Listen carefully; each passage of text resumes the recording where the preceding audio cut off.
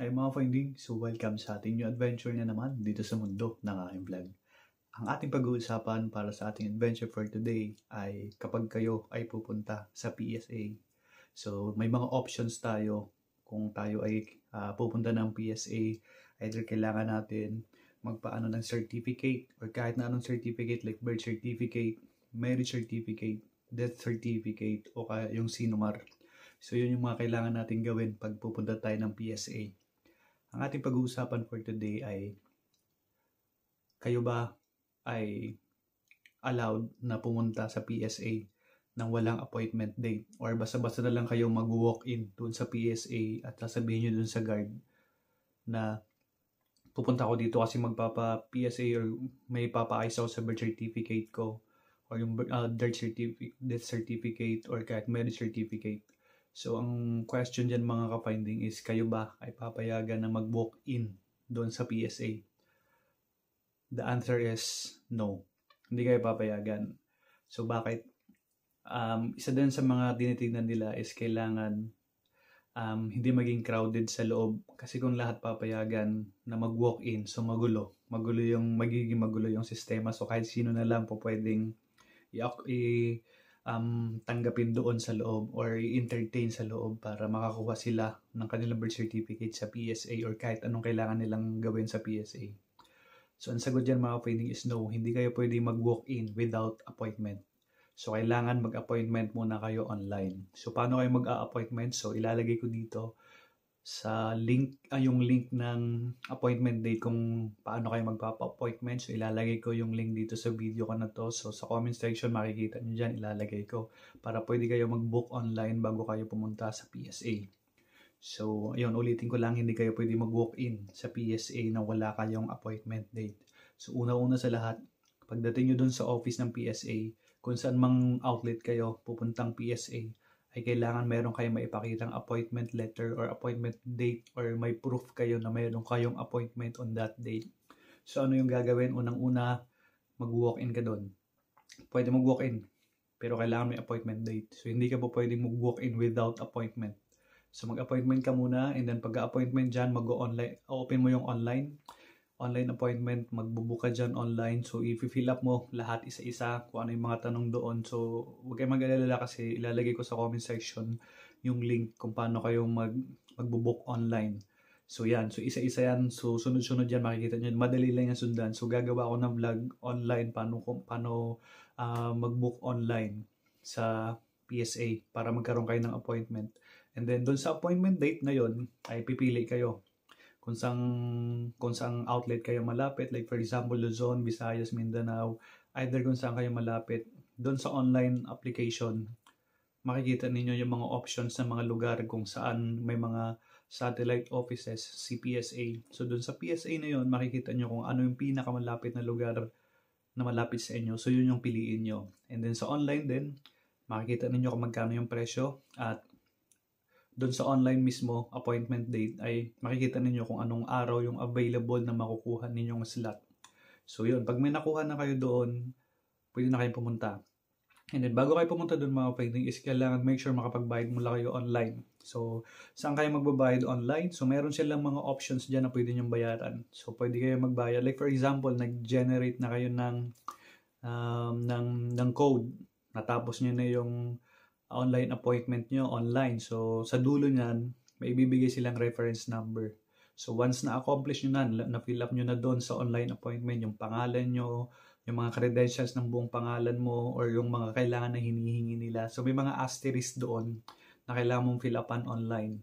And then, kailangan mong fill upan yun. And then, importante doon mga pwedeng pag nag-fill up kayo online is ilagay nyo yung email address ninyo at yung number ninyo kasi doon nila ipapadala yung code or yung reference number once na ma-accomplish na ninyo yung online appointment nyo sa PSA.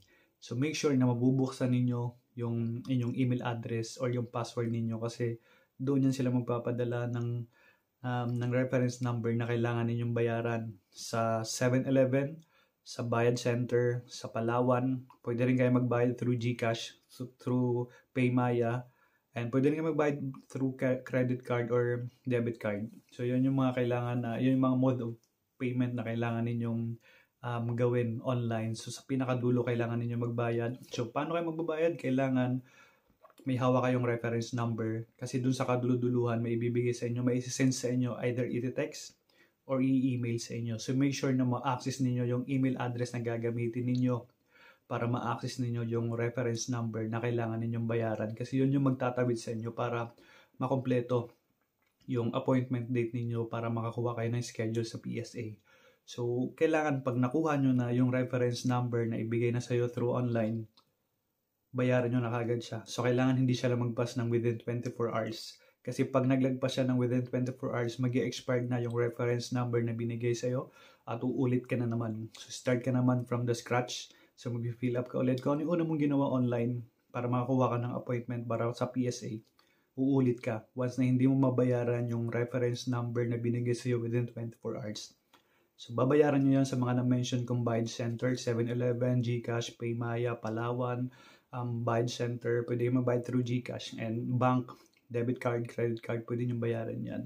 So, once na mabayaran nyo na yan, ma-accomplish nyo na yung payment, ma-accomplish nyo na yung online appointment, i-print nyo yung proof na nagbayad na kayo, i-print nyo yung reference number, yung resibo kung saan kayo nagbayad, itago ninyo, and then wag nyo kakalimutan yung scheduled date ninyo sa araw na yan, dalhin ninyo yan kasi sa entrance pa lang hahanapin nyo ng mga security guard.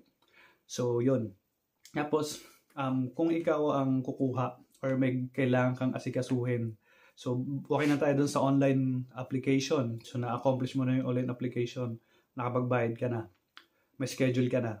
So, pupunta ka na mismo sa PSA kung saang outlet ka nakakuha ng schedule na malapit dyan sa place kung nasan ka ngayon. So, ano yung mga kailangan mong gawin? So, syempre, example natin sa video na to, birth certificate, ipapa-PSA mo. Ano yung mga requirements na kailangan mong dalhin? Of course, yung original na birth certificate, dadalhin mo yan. Yung green na galing sa munisipyo, dadalhin mo yan. Or either may NSO ka before, dalhin mo yan as a proof na katunayan na ikaw talaga yan. And then aside from that, meron ka dapat ID na dala. Government ID, either SSS, driver's license, Pag-ibig ID, voter's ID, Pag-ibig ID, national ID. So, huwag kayong mag-alala mga pwedeng kasi ilalagay ko din sa dulo yung mga klase ng IDs na pwede ninyong dalhin sa araw ng appointment date ninyo. Kasi isa yan sa mga magsusupport sa mga documents ninyo na kapag kayo ay kukuha para hindi na kayo mahirapan. And then, para makatipid kayo, i-photocopy nyo na rin yung mga IDs ninyo, magpa-photocopy na kayo sa labas para hindi kayo mahasil, hindi kayo mawala sa pila. So, yun yung mga tips and advice ko sa inyo. And then, aside from that, yun. So, kailangan meron kayong photocopy ng inyong ID. So, para hindi kayo mahirapan. And then, kung may nakiutos sa'yo, like for example, birth certificate ng kapatid mo, kukuha ka, or kahit kakilala mo, kailangan meron kang authorization letter mula dun sa tao na pagkukuhaan mo ng PSA. Hindi po pwedeng nagbuka ng appointment na hindi naman pala ikaw yung kukuha. I mean, nagbuka ng appointment pero ikaw yung kukuha dun sa kakilala mo or sa kaibigan mo or sa kapatid mo. Pero dapat may authorization letter, may ID niya, like for example, may letter doon, may mga blah blah blah, ako ay si ganito na inuutusan ko si ganitong pangalan na kukuha ng birth certificate ko dyan at ipapa-PSA yung birth certificate ko. So, kailangan meron siyang letter doon, may signature siya, at meron siyang ID. Back to back ng ID niya, ipapaprint niya yon at ilalakip doon mismo sa letter. And then may ID ka din dapat na nagpapatunay na ako yung kukuha on your behalf or dun sa kaibigan ko o sa kapatid ko na ako yung kukuha ng mga ipapa-PSA, like for example birth certificate, inutusan niya ako, merong letter, meron siyang ID dito, photocopy, may signature na nagpapatunay na itong taong to is may authorization letter, so ako yung kukuha. So hindi ba pwedeng pupunta ka lang doon nang wala kang authorization letter kapag kukuha ka para doon sa ibang tao? So kailangan, importante may authorization letter ka para payagan ka makakuha doon. So pagdating doon, kailangan mga finding, mayroon kayong ballpen kasi may mga form na ibibigay sa inyo. May fill upan pa rin kayo. Kuha kayo ng mga numbers kasi may mga pila-pila yan dyan. Depende sa outlet kung saan kayo pupunta.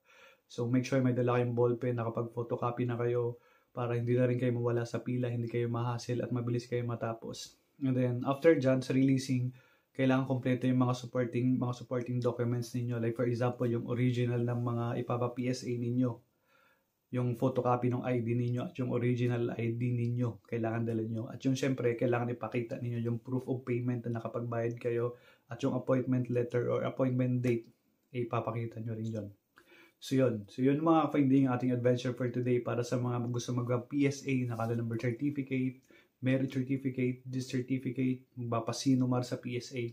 So yun yung sinasabi ko sa inyo mga findings sa vlog ko na to, na hindi kayo pwede mag-walk-in kapag kayo ay pupunta sa PSA. Hindi kayo entertain doon. So kailangan meron kayong appointment online. So yung una nyong gagawin is mag-appointment. Recap lang natin, no? Mag-appointment online muna kayo. So ibibigay ko sa yung link sa video ko na to, sa comment section ilalagay ko yung link kung paano kayo magbo-book online para magkaroon kayo ng appointment para maasikaso ninyo sa PSA yung mga requirements na kailangan ninyong gawin. So yun, tapos kapag mga requirements is kailangan nyo rin yung mga valid ID and yung original documents na kailangan yung ipapa-PSA ninyo. At kapag makikisuyo kayo dun sa kamag-anak ninyo na magpapa-PSA na kanilang mga documents, is kailangan may authorization letter na galing sa kanila and kailangan naka-attach doon yung ID, yung signature na sila ay nagpapatunay na ikaw ay inuutusan na magpa-authorize para doon sa kanilang birth certificate at mapa-PSA. Tapos yun, magdala kayo ng extra cash at magpa-photocopy na rin kayo at magdala kayo ng ballpen para mabilis kayo matapos doon. So yun. So ano pa ba? So yun, yung payment center, nasabi ko na nga kung saan kayo magbabayad through online. So marami mga platform na kailangan ninyong bayaran through online. So yun. So bottom line, ang mga tanong na nagtatanong kung pwede ba ako mag-walk-in sa PSA kasi magpapa-PSA ako ng birth certificate, marriage certificate, death certificate, sinumar. Hindi kayo papayagan mag-walk-in without appointment. So magpa-appointment muna kayo through online. Gawin nyo yun, magbayad kayo through online, bayaran nyo. Once na makakuha kayo ng reference number, bayaran nyo yan sa mga bayad center na na-mention ko. Tapos, pili kayo ng appointment date or yung araw or yung date kung kailan kayo pupunta. And then, pagdating sa guard, pagdating sa outlet kung saan kayo magpapa-PSA, pakita ninyo yung appointment letter ninyo. Nakalakip doon yung original copy ng inyong mga ipapa-PSA. And of course, yung appointment date at yung binayaran ninyong yung resibo na binayaran ninyo na bayad na kayo. So, kailangan, na-mention ko kanina, baka makalimutan nyo na, dapat within 24 hours mabayaran ninyo yung reference number na ibibigay sa inyo para hindi na kayo umulit from scratch. So, yun lang mga findings. Sana ay nakatulong yung aking adventure para doon sa mga gustong mag-walk-in at makapagpa-PSA na kanilang birth certificate, death certificate, marriage certificate, or kung ano mang klaseng certificate na kailangan ninyong PSA. Kailangan muna may appointment date kayo para maasikaso kayo doon at hindi masayang yung lakad ninyo. At syempre bayaran nyo muna bago kayo pumunta doon sa PSA. At puntahan ninyo yung exact date or yung schedule ninyo kung kailan kayo nakaschedule. So yun lang mga finding at sana ay nakatulong itong aking adventure para doon sa mga gusto mag-walk-in sa PSA at ano yung mga kailangan gawin at asikasuhin. So nasabi ko na sa inyo at kung may question kayo ay pwede kayong mag-comment dito sa aking video at sasagutin ko kayo sa apat na aking makakaya. So, I hope nag-enjoy kayo sa ating adventure for the day. At doon sa mga hindi pa nakasubscribe dito sa aking YouTube channel, wag mo kakalimutan i-subscribe yung aking YouTube channel para lagi kang updated dito sa aking adventure dito sa mundo ng aking vlog. Bye mga finding!